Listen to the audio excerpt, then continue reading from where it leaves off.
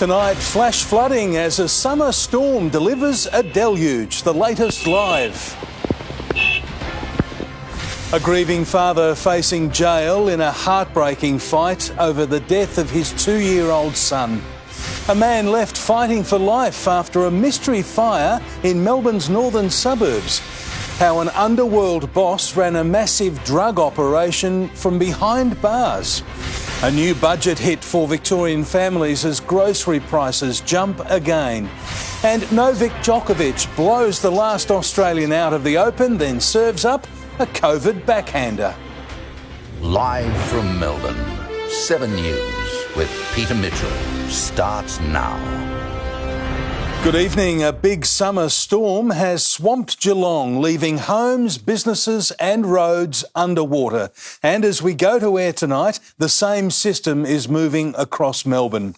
Blake Johnson is in Geelong this evening, and Blake, it dumped as much as 24 millimetres in as many minutes. Peter, it was short and sharp. In fact, you'd hardly know that an hour ago the Princess Highway in Nora Lane was closed because a handful of cars got stuck driving into water that in some cases was up to their bonnets. But those drivers weren't the only ones in Geelong caught out. Here we go.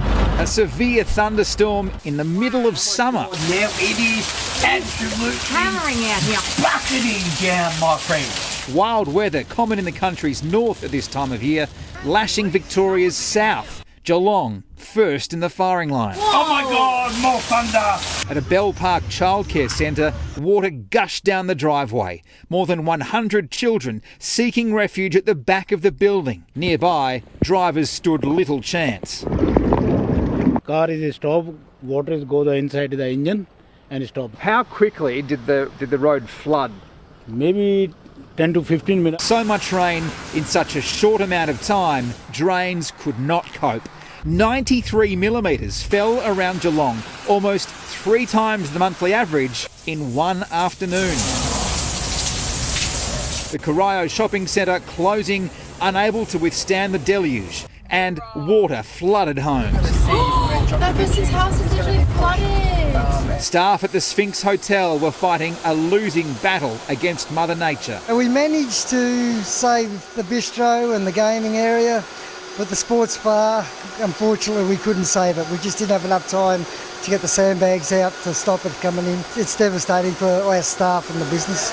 Look at the way that wind is blowing, mate. That is, Oh my God. friggin' incredible.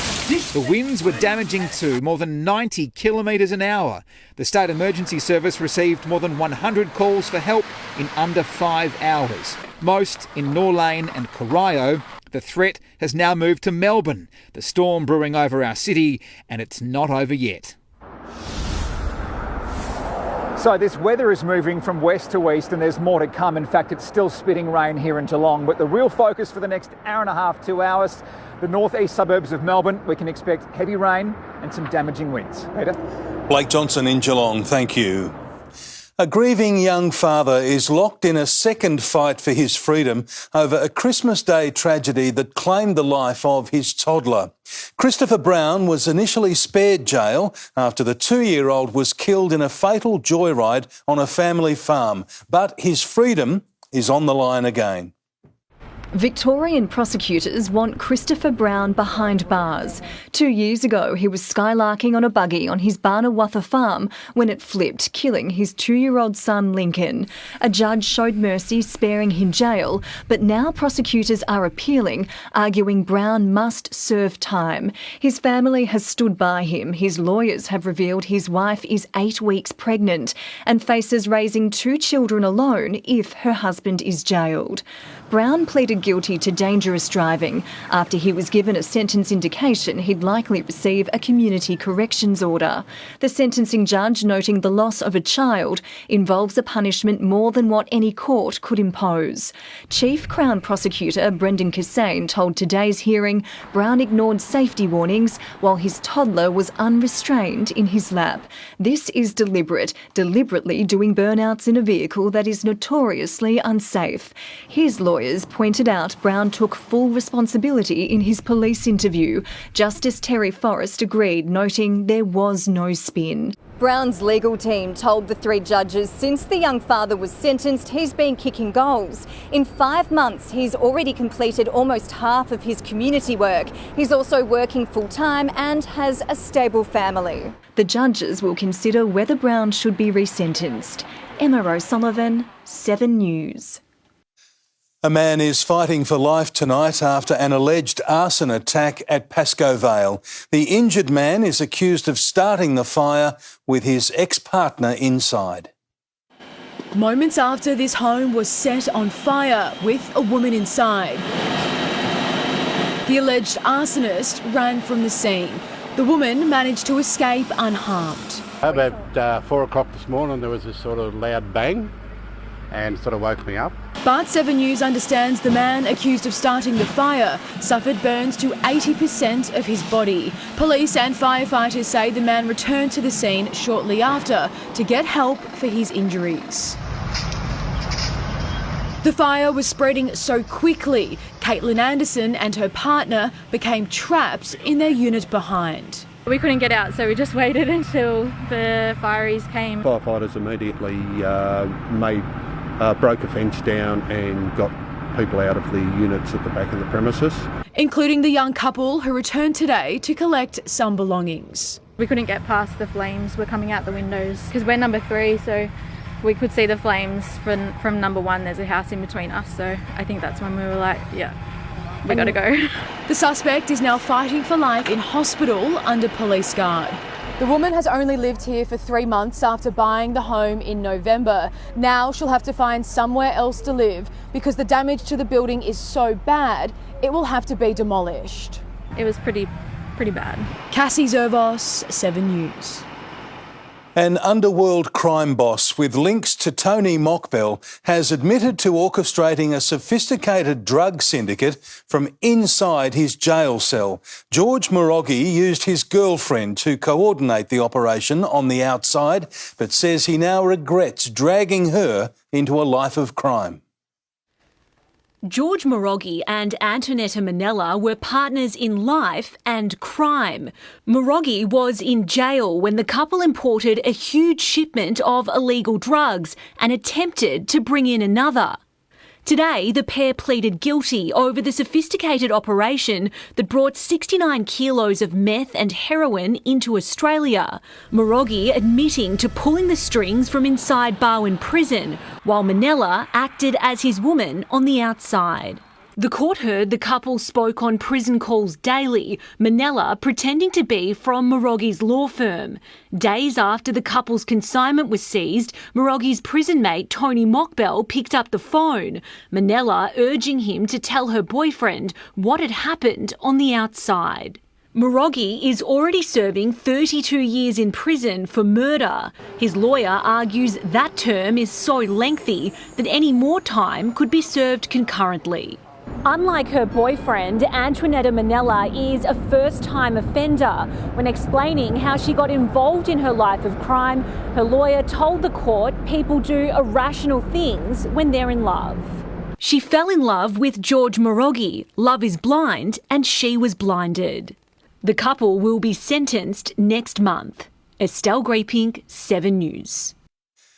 There's a police manhunt underway tonight after an alarming attack in Melbourne's northern suburbs. Crime reporter Cameron Bowe is tracking the operation, and Cameron, neighbours say a gunman opened fire on the Thomastown street.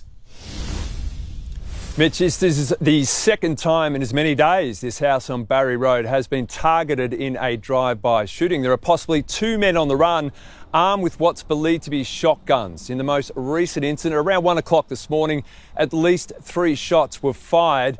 It's been known that there were several people and vehicles in the street around that time. Lindsay Bell, who lives at the house, was shot in the right arm, but he managed to avoid serious injury. You were shot at. What led to that? I don't know. It's like totally random. I wouldn't have a clue, to be honest. Well, I guess you'd want to know, wouldn't you? Well, absolutely. Yeah. 110%. The house has been forensically examined. It's believed that one of the getaway vehicles is a light-coloured sedan, Mitch. Cameron Bowe at Thomastown, thank you.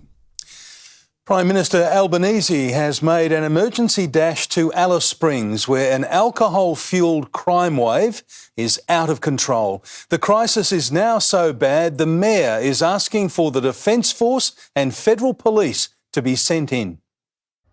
The town called Alice, described as lawless, chaotic, overrun by gangs and violence, crime occurring even in broad daylight. Locals are in despair. Darren Clark's bakery robbed 41 times in 3 years. He wants the police minister sacked. She has to go, and she has to go today. She should be sacked, because if you... And all asking, where is the Prime Minister? Get up here and have a crack. Show some leadership. The message apparently getting through. Mr Albanese scrambling on a secret flight this morning after his office denied he was going. He steps into an intensely divisive issue. Police say crime exploded after the Labor Territory government scrapped alcohol bans last year, calling them discriminatory. The single most disastrous, irresponsible policies I have ever seen. But the NT government is refusing to reinstate the ban, despite domestic violence and alcohol-related assaults spiking more than 50% last year. Home break-ins up 22%. It is completely out of control. It sparked calls for the army to be sent in. I know the ADF is that heavy-handed approach, but we just need help. We just need help here. But from the Commissioner? When there's a mention that the ADF should be deployed with a suggestion that it's martial law, I reject that completely. The issue even threatening the Prime Minister's push for a voice to Parliament. One Indigenous Labor MP saying it couldn't be any further from priorities of locals who just want their township back. Chris Risen, 7 News. There's growing pressure for action to stop music megastar Kanye West from being allowed to come to Victoria.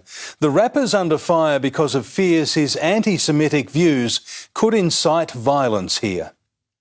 US rapper Kanye West has few fans in Parliament. Opposition leader Peter Dutton says if he still had the power, the controversial artist wouldn't step foot in Australia. My inclination would be not to allow him in.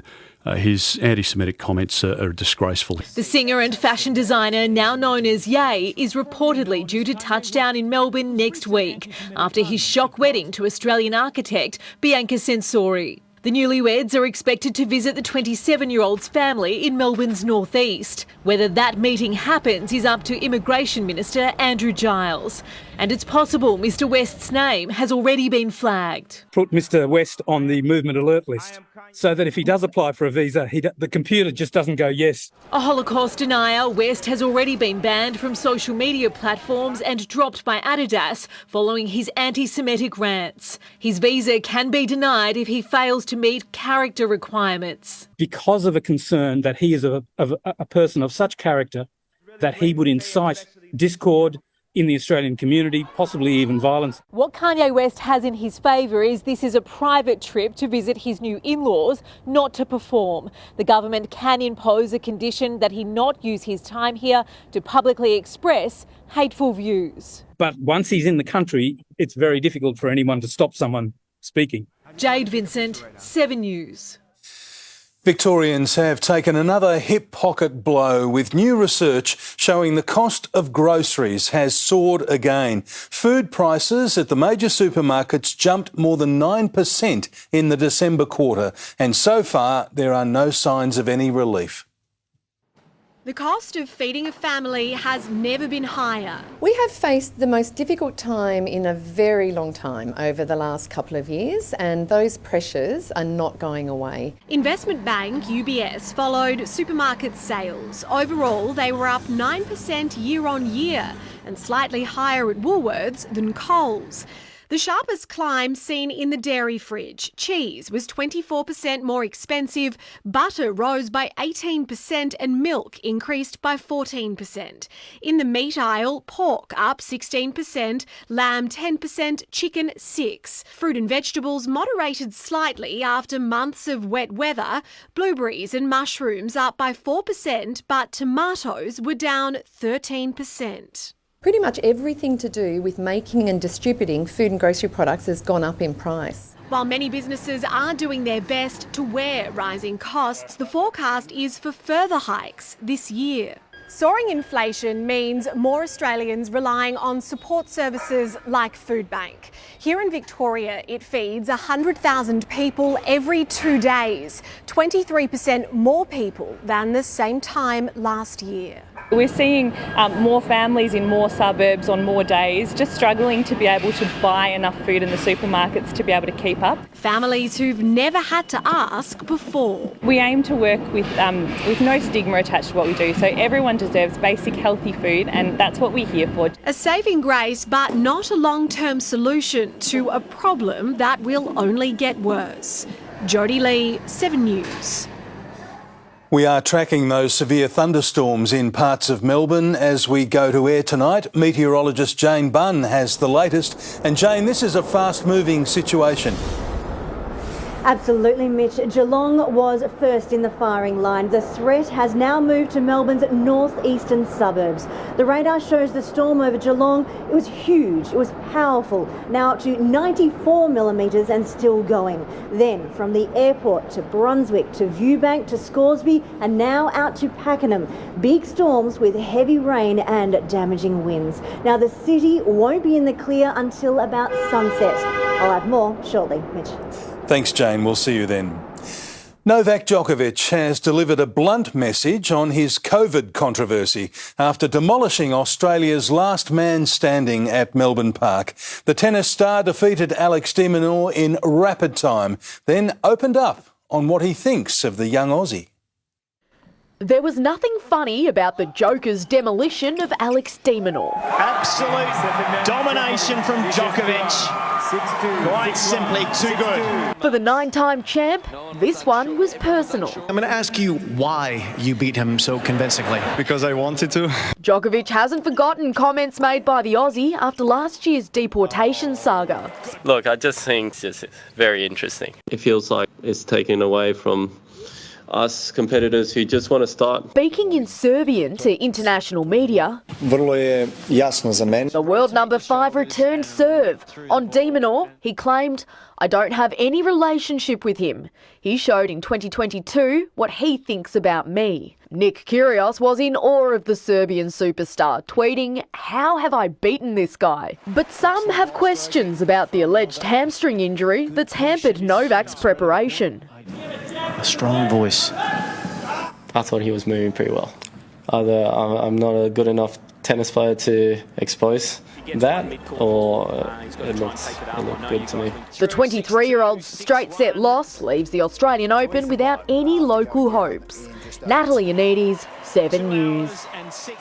Tim Watson joins us now. And Tim, there could be another accolade coming for a Cats star. Yes, Mitch, we'll have the latest on Geelong's search for Joel Selwood's replacement as Sam Mitchell warns against underestimating his young Hawks, plus the injury that threatens to derail a cricket superstar's busy season. Mitch, a massive Big Bash clash for the Renegades tonight. We'll have the latest soon. OK, thanks very much, Tim. We'll see you then. Health insurance funds are pushing for a major change to cover the cost of visiting a doctor. The details are next on 7 News. Also coming up, see how a quick-thinking hero took on a gunman. A wakeboarder rescues an echidna from a prickly situation. And later, pinning down what causes migraines, making life a misery for thousands. A teenage girl is tonight in hospital after she was hit over the head with a piece of metal. It happened in front of residents and workers on Harbour Esplanade at Docklands around midday. It looked like it was either part of a tram track or part of some sort of construction thing, so it was quite a heavy piece of metal. It hit her in the eye. She couldn't open her eyes and couldn't speak. The attacker ran from the scene. The 33-year-old suspect was found nearby and was taken in for questioning. Health funds are fighting to cover doctors' gap fees as part of the overhaul of Medicare. It's the latest move to deal with a growing health crisis, with fears the public system is collapsing.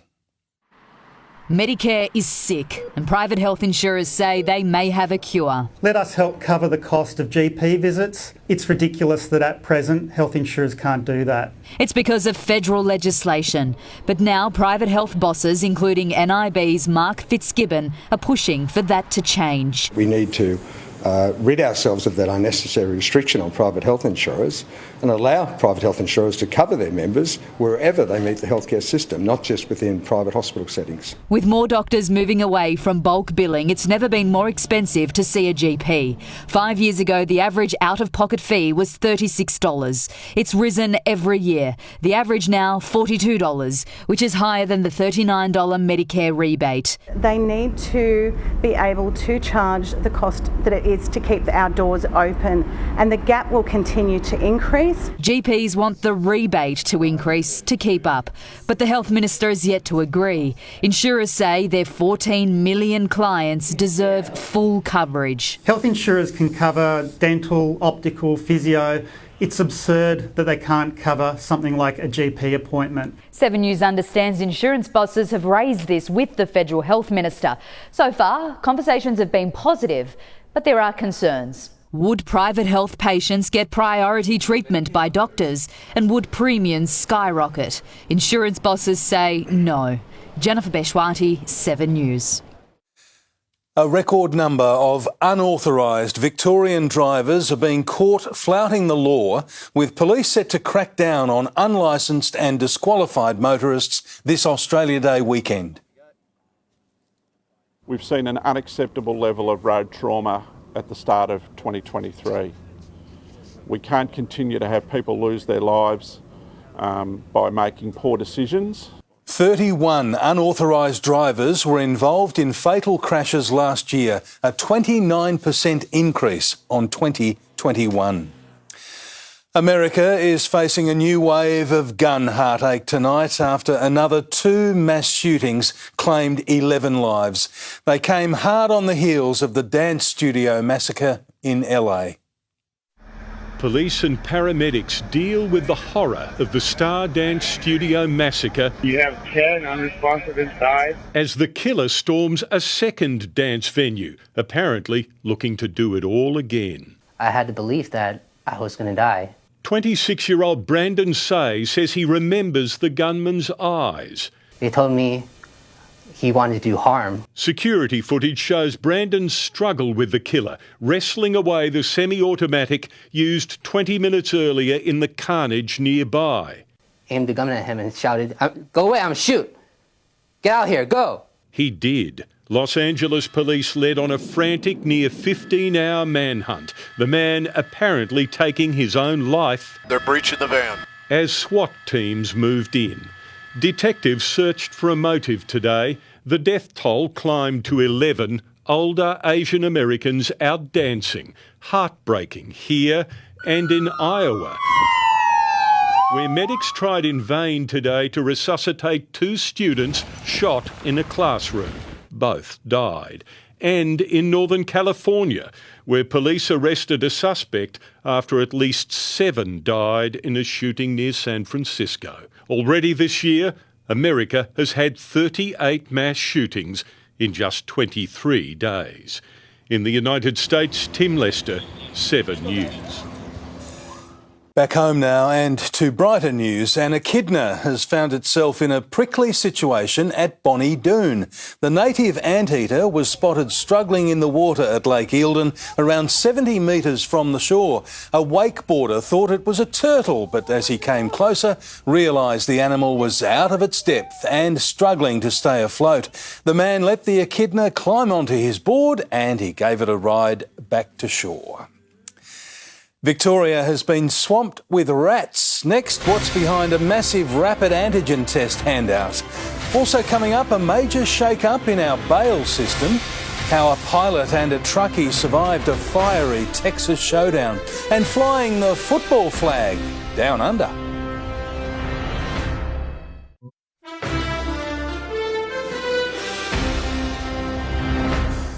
All Victorians are now able to access free rapid COVID tests from 200 sites across the state, including libraries and council customer service centres. The state government insists it's still committed to detection and treatment of the virus, while experts say the tests still work.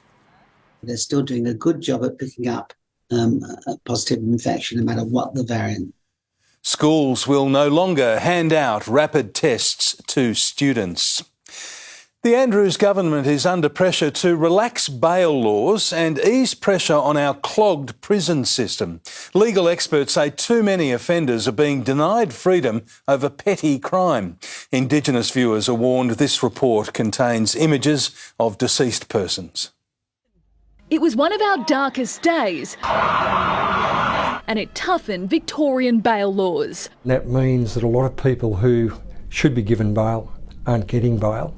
And the flow-on effect from that is that the system gets clogged. Offenders who commit low-level crimes like shop theft or minor drug possession are now routinely being denied bail. It's just petty offending. That trauma is not needed. It doesn't serve anybody. In December, over 6,600 Victorians were in prison. 40% were waiting to be sentenced. If they have employment that's disrupted and often cannot be returned to, often means their housing is disrupted and again cannot be returned to. But the state government insists the tougher laws weren't a mistake. There's always opportunity to look at the law, different exceptional circumstances, making sure the law does not have unintended consequences to some of those most vulnerable. Indigenous woman Veronica Nelson died in jail in 2020. She was arrested on suspicion of shoplifting. The yet-to-be-released coronial report into her death will add pressure on the state government to make change.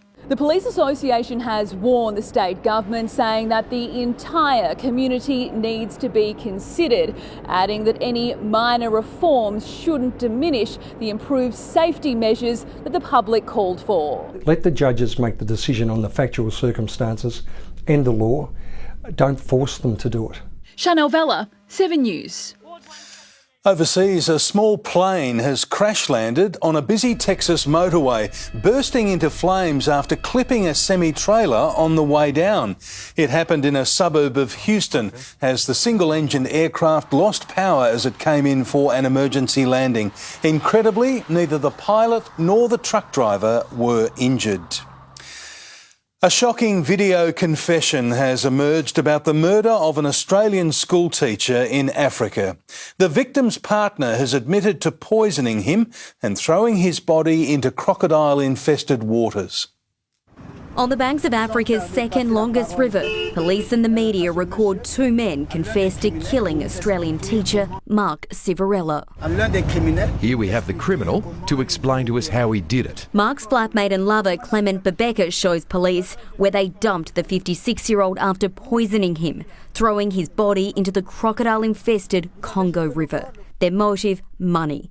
Telling police Mark was going to leave the country and leave us with nothing. Handcuffed to each other, the killers show police how they slipped poison into Mark's drink while he was in the bathroom.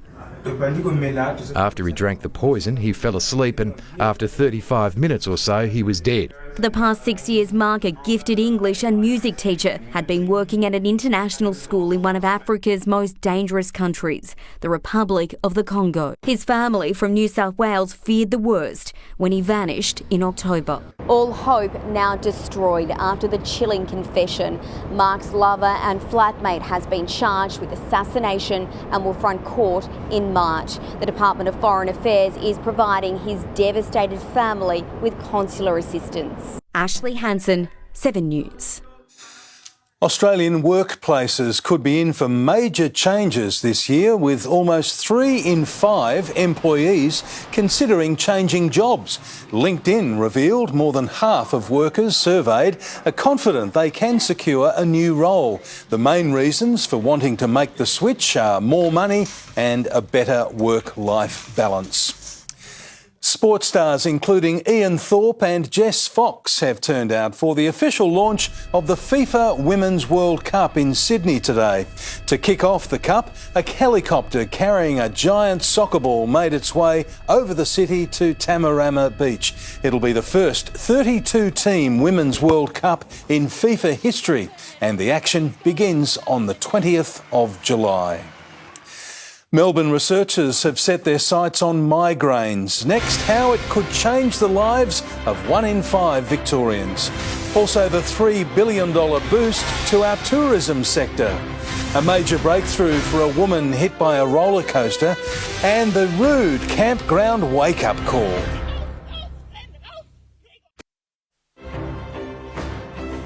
The woman hit by a roller coaster at last September's Melbourne Royal Show is now out of hospital. Shyla Rodden suffered life-changing injuries. The 26-year-old's lawyers confirmed she's been moved to another healthcare facility. It's believed she was attempting to retrieve her phone when she was struck by the Rebel coaster ride. The first of the big 3 Chinese airlines is back flying into Melbourne. China Eastern's Boeing 787 touched down at Tullamarine this morning. China Southern Airlines resumes flights tomorrow. In 2019, there were 1.3 million passenger movements between Melbourne and China, and that was over 12% of our overall volume of passengers at the airport. So it has left a big hole. Chinese tourists contribute an estimated $3.5 billion to our economy. It was a stronger day on the share market despite losses from banks and travel companies. Network Finance Editor Gemma Acton explains. They have, Peter. The ASX 200 added 33 points today to close just shy of 7,500. Strength in miners outweighing weakness from banks and travel companies. The Aussie dollar has cracked back through the 70 US cents barrier, powering all the way up to 70.4, while oil continues to inch back towards 90 US dollars. And department store Myer had a bumper end to 2022, capped off by pre-Christmas sales jumping by nearly 9%. Rival David Jones posted 2% growth. But business has got tougher at Kogan since lockdowns ended. Sales at the online-only retailer plummeting by nearly a third in the past 6 months. Peter. Thanks, Gemma. There's fresh hope for migraine sufferers tonight with a Melbourne study looking to decode the condition's mysteries. Almost everything we know comes from overseas studies, but that's about to change. It's thought 1 in 5 Australians suffer from migraines, but exactly how many and what causes it is still a mystery. We know the prevalence of migraines between 18 and 20%, which would translate to about 4.9 million Australians, which is huge, but we need to establish that with Australian collected data. During a migraine attack, an electric-like wave sweeps through the brain, releasing chemicals that stir up pain.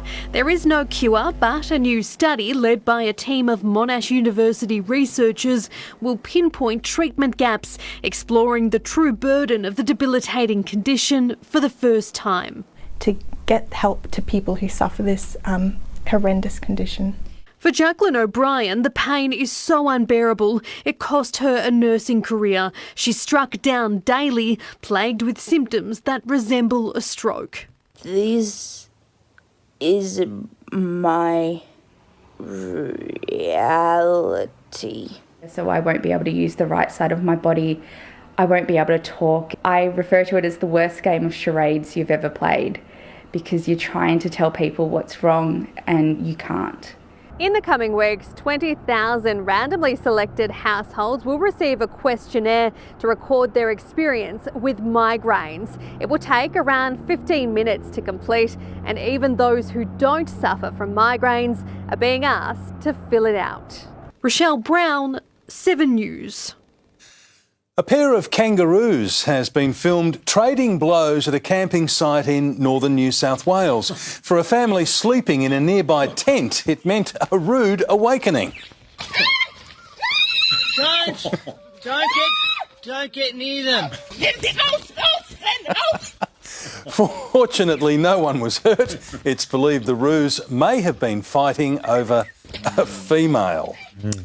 Sport is next with Tim Watson. And Tim, the Hawks can't decide on a new captain. That's right, Mitch. There's no guarantee James Sicily will lead Hawthorn this season, but the coach is expecting big things from the kids in 2023. Novak's hamstring concern is no joke. That's according to the champ.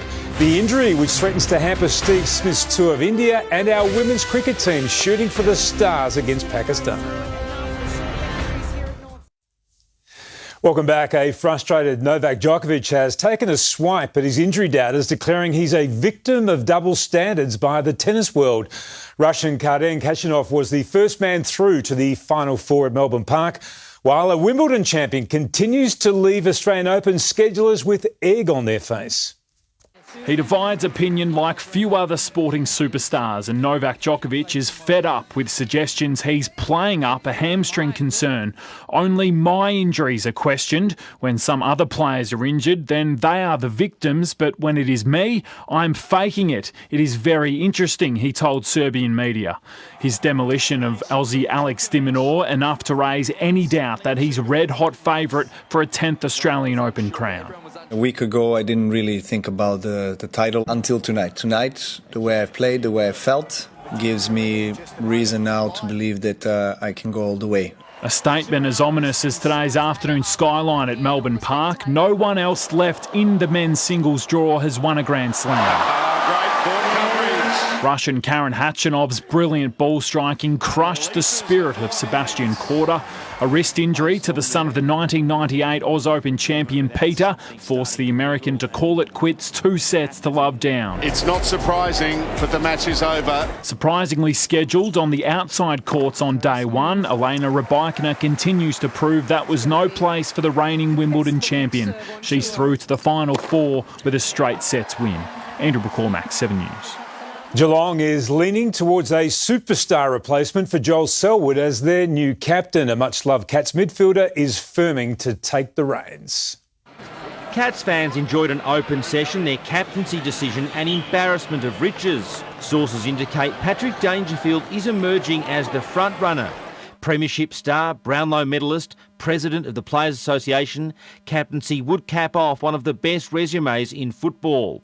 Tom Hawkins was a notable absentee, but Geelong sources say the superstar forward is going well post-foot surgery, now steadily stepping up his running indoors. The Pies spent a second day in Lorne, sources indicating Darcy Moore will become Collingwood's next captain. At one point pre-Christmas, Pies coaches were concerned Moore's bone infection could rule him out for the entire season. And Hawk staff brought their kids to training, Sam Mitchell offering up a lesson at Latrobe. Go, get him. The Hawks list as the youngest in the competition, James Sicily, the most obvious captaincy choice after an exodus of experience. I'm pretty confident that there's a few options. I mean, it's obvious on the external that James Sicily is the big obvious one. Mitchell patient on what looks like footy's most long-term rebuild. What we've said to this group all along is there's no speed limit on where we're going. And Tim, just finally, all signs now point towards star Noah Anderson recommitting to the Gold Coast Suns before the start of the season. His manager Paul Connors and the Suns list bosses now working through the details of that contract at the moment post-Christmas and back from the break. Anderson's one of the game's biggest young stars. It could take him off the table for up to 4 years and comes after the Suns extended Matt Rowell late last year in a bit of a coup, Tim. Thanks, Tom. Steve Smith's incredible Big Bash form continues despite ongoing concerns of worsening back conditions ahead of Australia's busy calendar. The batting superstar is confident, though, the disc issue is no cause for alarm. Steve Smith came home from Hobart ahead of his Sixers teammates, almost a late scratching from last night's match with the Hurricanes. Take that! Instead, he hammered 66 off 33 balls, not the work of a man with a bad back. Fingers crossed it just keeps getting better and better. It's just some disc issues and, it should all be fine. Just some disc issues. Not ideal before India, Test Championship final, Ashes series and World Cup. But Smith's intent on flying to Perth for one more Big Bash on Saturday. Yeah, I'll be playing, yeah. 24 sixes in 4 innings, 6 more than Tim David, who's played 13 times. and was preferred to Smith in the T20 World Cup. If you've seen an easier 18 balls, I'd like to know where. It's so much more than the Smith Show. Sean Abbott, first to 150 Big Bash wickets. Moses Henriquez almost popped a shoulder in the 24-run win. Now a few days to regroup for the qualifier against the Scorchers. North Sydney Oval. Elise Perry back in the T20 team and firing again. Alana King, brilliant. And Megan Shute, a career best 5 for 15. Losing Lanning and McGrath, Perry's unbeaten half-century and Ash Gardner's cameo led Australia's 8-wicket cruise over Pakistan. Next game, January 26. Matt Carmichael, 7 News. The Melbourne Renegades can break a 4-year Big Bash finals drought tonight with a win over the Adelaide Strikers. The Seven commentary team is inside Marvel Stadium.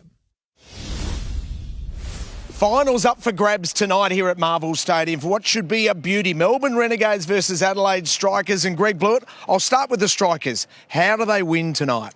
I just think that your big game players have got to step up. So Matty Short's been tremendous for most of the tournament so far. Not much from Travis Head, so he needs to step up. Alex Carey's shown really good signs as well. But also think the bowlers have been disappointing. Their quicker bowlers, Wes Agar and Conway, have been a little bit disappointing, so they need to lift. And when we think about the Renegades, so much on the shoulders of Aaron Finch. Yeah, well, he's in good touch, hasn't he? He's coming off a good score in Perth. The other one too is Will Sutherland. He's been a real find for them, so it's going to be a great contest tonight. Bring it on. Finals up for grabs. It's the wild card tonight.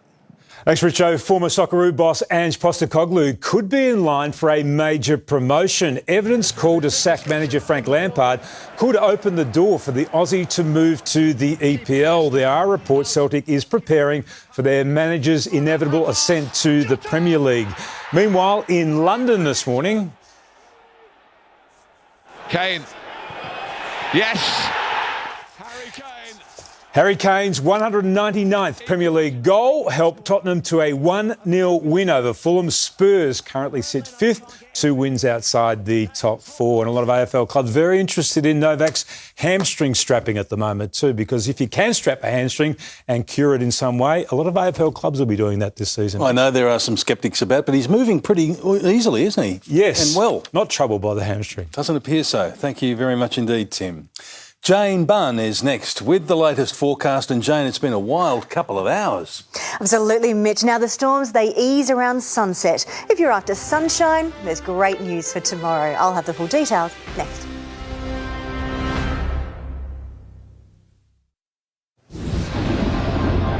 Hello again. Ferocious thunderstorms are about to clear after drenching areas around Geelong and the northeastern suburbs of Melbourne. Earlier, there was a mix of sunshine and cloud bubbling up. The city reached a top of 29 with humid air signalling an unsettled afternoon ahead. Geelong was one of the hardest hit with flash flooding and damaging winds. Then those storms started creeping across the bay, turning it from day to night. Here are the big storms over Geelong first, with lighter rain still going there now. That spread onto the Mornington Peninsula, but it had lost its bite by that stage. A bit of rain, nothing severe. Instead, big thunderstorms did develop over these northeastern suburbs. Heavy rain leading to flash flooding and damaging winds. Now that only just grazed the city. But you'll notice here that the base of the cloud is rotating. That indicates a strong inner core, and if it had tightened up further, a tornado was possible. If you were directly under the intense core of these storms, you saw a lot of rain. In the Geelong area, as much as 95 millimetres in just a few hours. In northeastern suburbs, Boronia had nearly 70 in a short time. Thunderstorms rumbled through northwestern Victoria overnight. They gradually eased this morning, but we weren't done. The afternoon heat and instability brought a whole new round of storms. As expected, not over on the southwestern coast or the East Gippsland coast. Just inland from Lorne, there was nearly 100 millimetres, and it's still going there now.